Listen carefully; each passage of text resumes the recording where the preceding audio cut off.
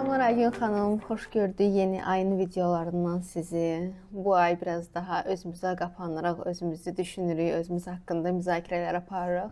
Siz necəsiniz? Bizi nələr gözləyir? Baxsa biraz məlumat verərsiniz, zəhmət olmasa. Hər vaxtınız xeyir olsun. Mən də sizi də salamlayıram. İzləyicilərimizi də salamlayıram əlbəttə ki. Bəli, bu ay biraz melankolik aydı. İstər-istəməz payıza girmişik deyə. Biz də düşündük ki, bir balaca belə deyək, biraz biz də öz daxilimizə qapanaq siz demişkən və bir balaca daha melankolik olaq və bu ay ümumiyyətlə oktyabr ayını biz həsr edəcəyik, belə deyək, emosiyalara və ümumiyyətlə təkcə emosiya deməyək də, yəni o bizim daxilimizdə o konflikt yaradan məsələlər ki var. Məsələn, nə bilim, ay niyə falan yerdə falan sözü vaxtında deyə bilmədim, niyə orada özümü daha yaxşı müdafiə edə bilmədim. Yəni bu tərz daxilimizdə bizim bu konfliktlərə səbəb olan məsələləri biz bu ay YouTube-da təbii ki müzakirə edəcəyik. Hər həftənin artıq özünə məxsus bir videosu, bir mövzusu olacaq və onun ətrafında sizlərlə danışacağıq deyə düşünürəm. Və başlamadan öncə onu deyim ki, mütləq şəkildə izləyicilərimiz bilsinlər ki, yəni kanala abunə olmağı unutmasınlar, bizim videolarımızı bəyənməyi unutmasınlar. İzləyirlər, keçirlər, gedirlər, sonra bizim nəyimiz bozulur, alma vermə balansımız pozulur. Təbii ki, bunu istəmirik. Mütləq şəkildə bəyənməyi, abunə olmağı, fikirləri varsa, bilmirəm, fərq yoxdur, iradları varsa, illa da tərif də gözləmirik. İradları varsa hamısını mütləq şəkildə şərhlərdə bildirsinlər mənə DM'ə yazmasınlar. O qədər isnan Telegrama yazdılar daha çox. İzləyirlər, DM'ə yazdılar. Deyirəm ki, gedin onu kommentlərdə yazın. Orada mən nə bilim, məsəl üçün izləyən insanlar, biz bunu həmişə deyirik axı, bir başqasının yəni fikri daha önəmlidir onlar. Çünki filan kəs buradan filan şey öyrəndi. Mən də baxım öyrənim. Siz mənə DM'ə yazdınız, mən onu kimə göstərəcəm ki, baxın mənə DM'ə bunu yazdılar. Gedin şərhlərdə yazın fikirlərinizi ki, biz də bilək ki, siz nə düşündünüz bu video haqqında və faydalıdırmı, deyilmi və s. Düzdür?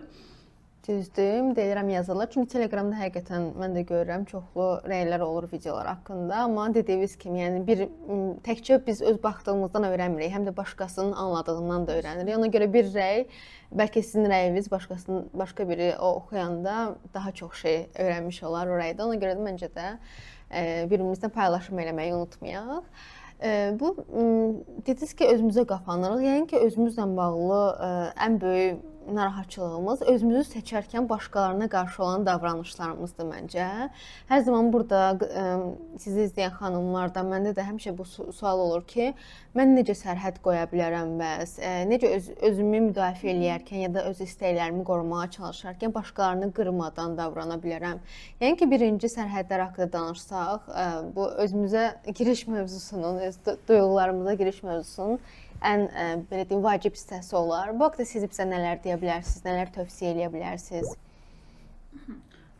Gəlin biz bunu bölək, yəni baxaq ki, məsələn, sərhədlər bir növ belə deyək, münasibətdə sərhəd qoya bilməmək, düzdür, işdə, iş yoldaşları ilə sərhəd qoya bilməmək, əsasən bu nöqtələrdə olur. Çünki bizim əsas belə deyək, günlük həyatımız ya evdə ailəmizlədir, münasibətdə olur. Yəni münasibət deyəndə sadəcə sevgini biz nəzərdə tutmuruq da, partnyor münasibəti deyil bu sadəcə. Hər kəslə münasibət əslində nəzərdə tutulur və təbii ki, bir də işdə, iş yoldaşlarımızla və s. Bu demək olar ki, bizim həyatımızın 90% mən deyərdim ki, hətta bəlkə 100% elə bundan ibarətdir. Çünki insan insansız yaşaya bilmir. Düzdür, hər birimiz bir-birimizlə bütün günü o kommunikasiya vəziyyətindəyik və burada bəli o sərhədlər sualı çox gəlir. Çünki sərhədlər mən deyərdim ki, başqa bir çox emosiyanın nəticəsində, yəni sonda sərhəddir məsələ, amma onu tətikləyən başqa çoxlu emosiyalardır. Yəni tutaq ki, mənim dəyərsizlik duyğumdur, mənə imkan vermir ki, mən sərhəd qoyum, düzdür? Yəni biz tam son nəticəyə baxırıq ki, mən sərhəd qoymalıyam, amma o sərhədi qoymaq üçün də türklərin bir sözü var, altyapı. Bizə altyapı lazımdır. Bax, biz əslində elə bu ay həmin o mövzulardan, yəni altyapılardan və s. danışacağıq. danışacağıq və təbii ki, düşünürəm ki, bir də bizim bilirsiniz Phoenix fərdi inkişaf paketimiz var. Emosiyalar haqqında, emosional dönüşüm haqqında. Phoenix nədir? Yenidən doğulma və mən bunu o şəkildə gördüm ki, çünki emosiyalarını, özünü doğru ifadə edə bilən hər insan azaddır, sərbəstdir və xoşbəxtdir. Yəni nöqtə bitdi, getdi. Çünki biz görürük ki, bütün problemlər bunun üstündən başlayır. Sərhəd qoya bilmirəm, dəyərsiz hiss edirəm, bilmirəm, özümü ifadə edə bilmirəm, hər kəsə nəzarət etmə ehtiyacım var, ertələyirəm. Yəni dediyim kimi, bunların hamısı əslində emosiya deyil, sadəcə olaraq bizim gündəlik həyatımızın böyük bir parçalarıdır, düzdür? Və biz təbii ki, oktyabr ayı boyunca dediyim kimi biz burada danışacağıq mütləq şəkildə bir çox məsələ haqqında, amma çox da detallı formada Phoenix fərdi inkişaf paketi mən hazırlamışam, hansı ki video seanslardan ibarətdir. Bu da ilk dəfə bunu edirəm, çünki hər kəs gələ bilmir, bilirsiniz, seanslara. Mən də hər kəslə işləyə bilmirəm, çünki gündə maksimum 2 seans götürə bilirəm. Və seanslar da rəqəm, yəni ödəniş baxımından da 3 rəqəmlidir. Hər kəsin də buna büdcəsi də yetməsindən özü ilə işləməyə və fərdi inkişaf paketlərinin yəni məqsədi ondan ibarətdir ki, o öz bir bəhanəmiz ki var, ancaq mənə seans lazımdır, mənim gərək onun üçün pulum olsun, pulum yoxdursa mən işləyə, heç nə eləyə bilmərəm. Bax, o bəhanəni almaq insanların əlindən ki, sən uyğun büdcə ilə də yenə də işləyə bilərsən. Bax, yəni yenə də otur işlə. Bunun üçündür bu. Dediyim kimi Phoenix fərdi inkişaf paketində mən birbaşa video seans kimi biz edirik bunu. Terapiyaları, texnikaları və s. bir çox emosiyalar üstündən sərhədlər, dəyərsizlik, ertələmə, özgüvən, mənim yadıma düşənlərdən deyirəm sizə, nəzarət etmə ehtiyacı, mükəmməliyyətçilik və s. və s. Çox var orada. Yəni sanki bir illik elə bilin ki, seansa gedib gəlmisiniz onun əvəzinə. Bu öz yerində və burada da biz burada bu haqqda da müəyyən mənada danışacağıq təbii ki. İndi qayıdırıq yəni sizin yenə sualınıza ki, ona görə oradan ora gəldim ki, yəni biz sərhəd deyil, amma altında o qədər başqa çox məsələ var ki, yəni salam eləyək ki, mən sərhəd qoyuram deyə bilmirik ona görə. Ona görə başqa belə deyək, duyğularımız, emosiyalarımız, hisslərimiz tətiklənir. Birinci elə buradan başlayayım. Ümumiyyətlə sərhədlərdə baxın, bunu biz hər kəslə işləsəz, görərsiniz ki, çoxlu fərqli səbəblər də ola bilər ki, bir insan niyə sərhəd qoya bilmir, düzdür. Amma aşağı-yuxarı, ortalama biz deyə bilərik ki, bir çoxumuzda bu uşaqlıqda formalaşır. Yəni, valideynlərimizdən biri və xüsusilə də atamız mən deyərdim. Çünki sərhədlər mövzusunu xanımlarla işləyəndə biz daha çox dəyərsizlik duyğusuna gedib çıxırıq. Görürük ki, dəyərsizliyi də qadınlarda daha çox tətikləyən onların həyatındakı ilk kişi figurdur. Daha çox, yəni demirəm %100, amma daha çox belə istiqamətdə olur. Yəni atam məni məsəl üçün sevmədi, atam mənə yetəri qədər dəyər vermədi və avtomatik mənim zehnimdə belə bir kod yaranır ki, mənim dəyərim başqasını razı salmaqla ölçülür. Yəni sanki hələ də məsələn özümü atama isbat etməyə çalışıram, hələ də onun sevgisini qazanmağa çalışıram. Dediyim kimi bu illərdə şərt deyil, bu ana da ola bilər. Amma yəni qadınlarla sanki biraz daha orada ata fiquru daha baskındır dəyərsizliklə biz işləyəndə. Yəni mənim dəyərim başqasının mənə verdiyi o reaksiya ilə ölçülür sanki və biz də ona görə avtomatik olaraq başqalarının məsələn işlərinə yox deyə bilmirik. Çünki orada qorxuram ki, birdən yox deyərəm, nə baş verər, məni bəyənməz, birdən yox deyərəm, mən onun gözündə dəyərsiz hala düşərəm. Düzdür, bax, başlayırıq biz buradan qorxmağa. Yəni o qəbul olunma ehtiyacı deyək də çox zaman bizə imkan vermir ki, biz sərhəd qoyaq. Aydındır. Yəni buna bəzən itirmə qorxusu da deyir insanlar. Amma belə fikirləşin. Əslində sevdiklərimizi itirmə qorxusu bu çox normal bir şeydir. Yəni sizin məsələn itirmə qorxunuz varsa, mən sizə heç vaxt demərəm ki, gedin üstündə işləyin, çünki bu olmaması gerəkən bir şeydir. Yox, insan nəyə görə sevdiyini itirməkdən qorxmasın ki, əlbəttə qorxacaq, düzdür. Amma burada fərq nədir görəsən, məsələn, siz də fikirləşin, izləyicilər də fikirləşsin. Nədir o fərq ki, məsələn, biri sevdiyini yenə də əlbəttə itirməkdən qorxur, amma sərhədini də qoruya bilir. Amma digəri sevdiyini itirməkdən qorxduğu üçün sərhədini qoruya bilmir. Özümü Məsələn, günahkar hiss eləyərdim sanki. Yəni bir var ki, itirirəm amma tutaq ki, həyat belə gətirdi, tutaq ki də nəsə başqa bir səbəblər. Yəni məndən asılı olmayan bir səbəb, amma dediyiniz o dəyərsizlik duyğusu tetiklənəndə özümü günahkar hiss edirdim ki, mənim ucbatımdan tutaq ki, bu münasibət bitdi, mənim səhvim ucbatımdan, mən doğru sərhəd qoya bilmədim deyə və s. Yəni özümü yenə də gəlir, yenə dəyərsizliyə çıxır ki, bütün səhvləri özümdə axtarardım da, o münasibəti düzgün analiz eləməkdənsə. gəl məsələn belə baxaq da, biz dedik ki, itirmə qorxusu çox normaldır. Yəni məsələn sizin itirmə qorxunuz varsa, bu çox normaldır. Burada işlənməsi gerəkən bir şey yoxdur. Amma əgər bir münasibətdə siz itirmə qorxusuyla hərəkət edib, məsələn, sərhəd qoya bilmirsinizsə, əslində çox zaman orada belə deyək, demək ki, burada əslində sağlam sevgidən irəli gələn bir qorxu deyil bu. Bu məsələn ehtiyacdan irəli gəlir. Çünki bəzi münasibətlər, sağlam münasibətlər, belə deyək, qarşılıqlı sevgi əsasında qurulur. Qeyri-sağlam deyək də, münasibətlər isə ehtiyaclar əsasında qurulur.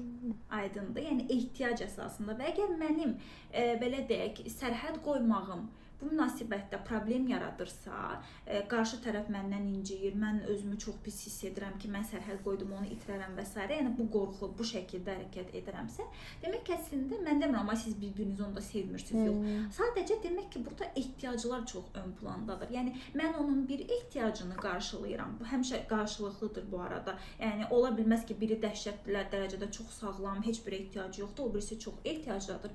Yəni cütlüklər xüsusilə həmişə bir-birinin ehtiyaclarını qarşılayırlar. Demək ki, burada daha çox bizim ehtiyaclarımız ön plandadır. Bax, bunu bilməyimiz lazımdır. Yəni birini itirməkdən qorxursunuzsa, burada problem yoxdur. Amma onu itirmə qorxunuz sizə sərhədləriniz bahasına başa gəlirsə, demək ki, burada artıq sizin o ehtiyacınız, daxili məsələn dəyərsizlik duyğusu və s. daha ön plandadır. Yəni özümüz ola bilmiriksə də o münasibətdə əslində özümüz kimi sevilmirik də, yəni. Əslində sevgi dediyimiz yəqin ki, sağlam sevgi odur ki, özüm olaraq da ki, Aytən olaraq sevilirəm, yoxsa hər şeydən vazgeçmiş Aytən olaraq sevinirəm. Yəni ki, bu fərq budur.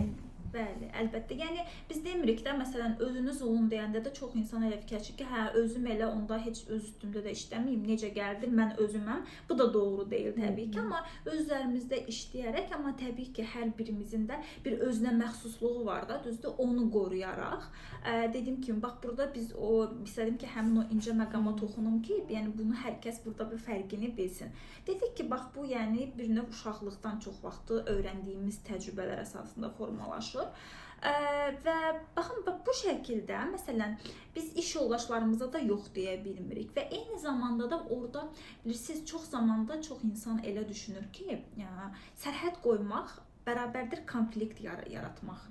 Yəni məsəl üçün ona görə məsələn bəzi insanlar da deyirlər ki, mən çox sərhədlərimi elə qəşəng qoyuram ki, baxırsan ətrafında onsuz insan yoxdur. Yəni çünki sərhəd qoymağı kobudluqla qarışdırır, sərhəd qoymağı divarlar hörməklə qarışdırır. Yəni məsələn mən bunu özümdə bu şəkildə müşahidə etmişdim ki, mənim sərhəd qoymağım divar hörməyidir. Yəni mən deyirdim ki, tamam bitdi, çıx, həyatımdan çıx get. Yəni bir şeyə əgər çox kiçik bir şey belə mənim xoşuma gəlmirsə, mən onu sərhəd avtomatik o insan həyatımdan çıxardırdım, tamam uzaqlaşırdım və s.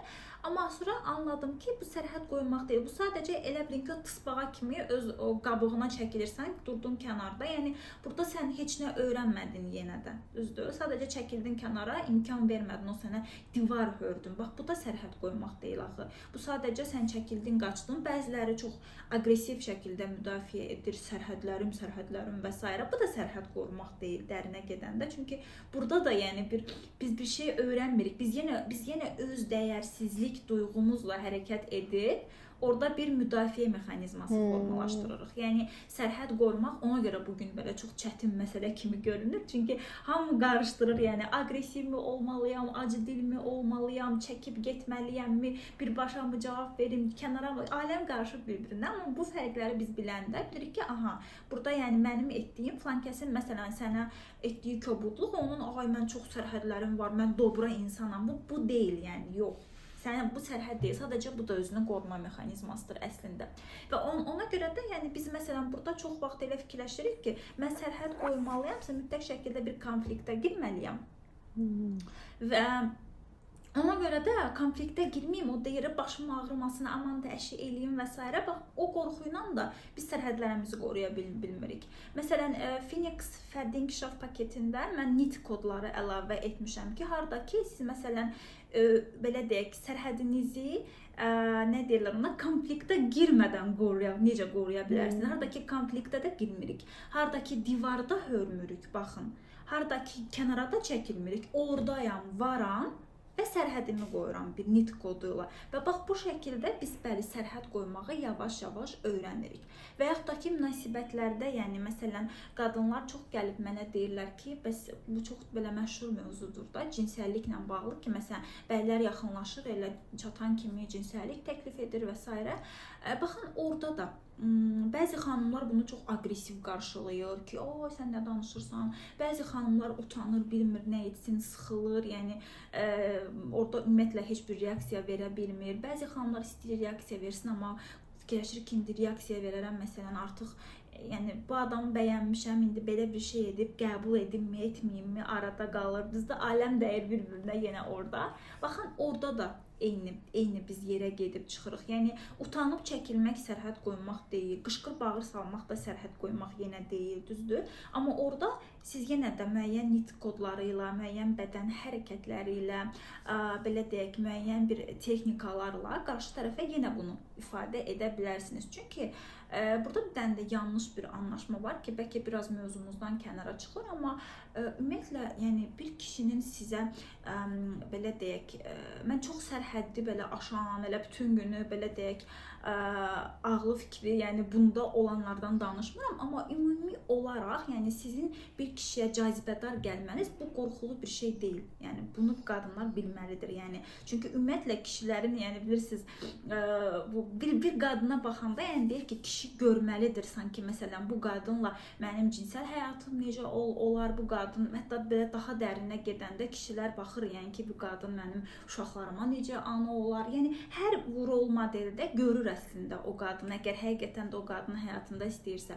Ona görə də əslində bir kişinin sizə məsələn cinsəlliklə bağlı bir şeylər deməsi, öz arzusunu ifadə etməsi əslində bu çox da pis bir şey deyil. Yəni bizim belə şişirdiyimiz kimi. Sadəcə dediyim kimi orada biz necə sərhədimizi doğru qoyaq, necə edək ki, qarşı tərəfə belə lap belə qış da deməyək. Dediyim kimi burada mən o kişilərdən danışmıram ki, hansı ki, yəni belə də ağlı başında yoxdur, nə bilim, onlardan danışmıram. Mən normal bəylərdən danışıram ki, hansı ki, sizə müəyyən bir arzusunu ifadə edir və siz orada nə edəcəyinizi bilmirsiniz. Düzdür? Bax, biz bundan danışırıq və orada əlbəttə ki, mütləq şəkildə müəyyən NIT kodları, müəyyən sizin o auranızın verdiyi mesaj mütləq şəkildə qarşı tərəf əgər bir balaca onun psixoloji durumu yerindədirsə, bir balaca onun özünə hörməti və s. yerindədirsə, avtomatik sizi başa düşür əslində, aydındır. Amma siz bunu o fərqli şəkillərdə qoruyanda, aqressiya, utanıb geri çəkilmək, nə bilim, nə edim, etməyim, orada bir müzakirəyə girəndə özünüzlə, avtomatik, yəni burada sizin istədiyiniz nəticəyə biz ümumiyyətlə gələ bilmirik və hətta buna görə də bir də onu əlavə edim, bitirim. Kainat da bizi həmişə bax bu şəkildə başlayır sınağa çəkməyə. Çünki məsələn bir kişi gəldi, belə dedi, orada utanıb sıxıldım, bilmədim nə edim, qaldı. Sonra başqa bir kişi gəldi, başqa bir şey dedi. Orada da ona aqressivləşdim ki, keçən dəfə utanmışdım, bu dəfə özümü müdafiə edəcəm, aqressivləşdim. Gələn dəfə, yəni heç cürə tutdura bilmirəm, sanki imtahandır da, gedirəm, gəlirəm, keçə bilmirəm, kəsilirəm, təzədən yenə keçməliyəm. Yəni bu şəkildə ona görə qadınlar deyir ki, ay döngüdəyəm sanki, həmişə eyni şeylər və s. Amma əslində sadəcə orada bir dəfə biz onu bacarsaq, bir dəfə, ondan sonrası gələcək onsuz da. Amma o bacarmaq da, yəni o da asan məsələ deyil həqiqətən, onu da mən etiraf edim. Mənim bu mövzuda ən böyük köməyim sizin bir məsləhətiniz olmuşdu ki, bir hadisə qarşılığında tutaq ki, nəsə sənin sərhədlərini belə bir növ çətinə salan, zorlayan bir vəziyyətdə qalanda biraz kənara çəkib düşünmək. Çünki biz həmişə fikirləşirik ki, o dəqiqə reaksiya verməli. Yəni sanki düzgün olan bizim həmin dəqiqə nəsə bir reaksiya verməyimizdir. Amma orada siz demişdiniz ki, biraz ta ki 5 dəqiqə kənara çəkir, fikirləş ki, mən bu dəqiqə nə hiss edirəm. Bu yəni mənim öz narahatçılığımdır. Bəlkə həmin sözdən narahat olmadım da o sözün mənə yaratdığı başqa bir təcrübə yadıma düşdü və ona görə narahat oldum. Bəlkə heç mənim dərdim bu insanla deyil. Ona görə yəqin ki, bu sərhəd qoymağı yavaş-yavaş öyrənəndə bəlkə digər xanımlar da kömək olar ki, yəni o duyğu üzərində biraz düşünmək ki, doğrudan mən bu dəqiqə nə istəyirəm. Bəlkə həqiqətən o qeyb dəyərsizliyə çıxacaq, bəlkə tamam fərqli bir vəziyyətdə. Çünki bu sərhəddə mövzusu dediyimiz kimi çox necə deyim, çox populyardır hazırda və həqiqətən hamı bilmir ki, nəyə harda sərf eləyir. Belə anlarda biraz düşünmək yəqin ki, daha necə deyim, tövsiyə olunan bir üsuldur ki, biraz düşünüb tapmaq o cavabı ki, mən nədən narahat oldum. O 100%'dir, amma bu bir dərin fərqindəlik tələb edir ki, hər insanın, yəni o refleksiyası yoxdur, aydındır. Yəni məsəl üçün belə bir şey gəlir, mən orada əgər təşvişə düşürəmsə, mən heç vaxt xatırlamayacağam ki, Aygün xanım falan proqramında falan sözü demişdi. Bu artıq bilirsiniz, məsələn, sizin kimi belə öz üstündə daimi işləyən insanların yavaş-yavaş belə bir refleksiyası yaranmağa başlayır ki, bir dəqiqə burada bir şey baş verir, qoy dayanım, düşünüm. Yəni sən bir dəqiqə dayan, yəni mən bu dəqiqə burada düşünürəm. Doğrudan da belə olur və bu ola bilər. Amma dediyim kimi, yəni hər insanda bu alınmır, təəssüflər olsun ki, çünki o anda bir təşviş ki gəlir ki bizə, yəni ay bu dəqiqə nə edeyim və s.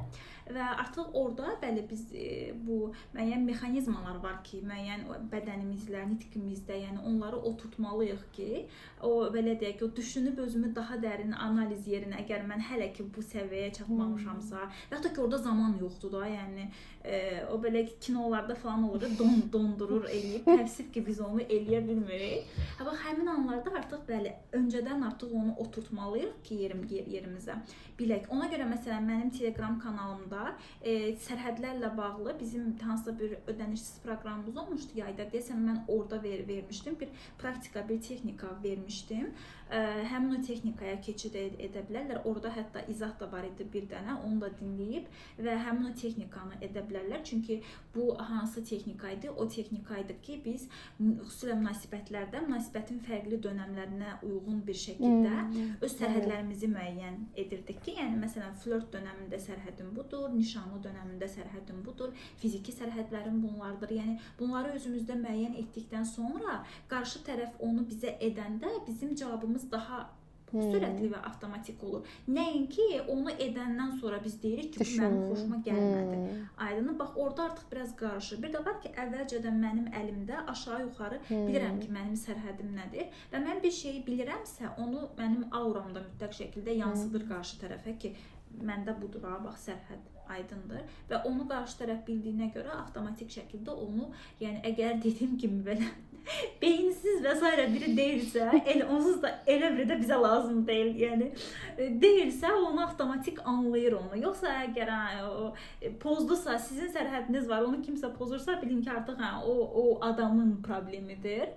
Çox, yəni əgər o tərz bir insanlarla da rastlaşma ehtimalınız çoxdur. Bu da ayrı bir məsələ. Sadəcə yəni sərhədlərinizin olması heç vaxt pozulmayacağı anlamına gəlmir. Poza bilər kimsə, amma sizin orada reaksiyanızdır məsələ. Düzdür? Yəni dövlətlərdə də belədir. Kimsə gəlib orada müdaxilə edə bilər onun sərhədinə, amma dövlət ona necə reaksiya verirsə, qarşı tərəf orada alır ağzının payını. Düzdür? İndi biz dövlətlər nümunəsində biraz daha şiddət və s. görürük, amma insanlar nümunəsində təbii ki, burada daha belə deyək, ağıllı davranmaq lazımdır deyə düşünürəm mən. Yəni keçsinlər Telegram kanalıma, həmin o podkastı dinləyib, həmin o texnikanı da etsinlər ki, baxsınlar mütləq şəkildə, amma daha detallı və addım-addım da bu bizim olacaq Phoenix fərdi inkişaf paketində. Kimlər ki, onu da istəyir ki, öz üzərlərində fərdi şəkildə, amma yenə də üzbəüz seans formatında işləməyi bacarsınlar. Bax, bu da onlar üçün bir fürsətdir deyə düşünürəm.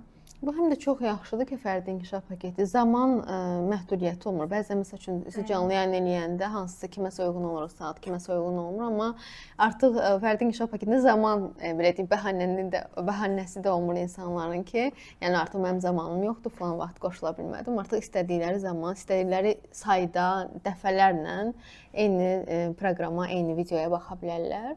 Bu da məncə düşünürəm ki, çox qəşəng bir fürsətdir. Çox sağ olun təkrardan. Fərdi inkişaf paketinin heç bir bəhanəsi yoxdur da. Yəni o elə bir şeydir ki, artıq yəni ay məsələn proqrama qoşulamıram, vaxtım yoxdur, istədiyin vaxt dinləyə bilərsən.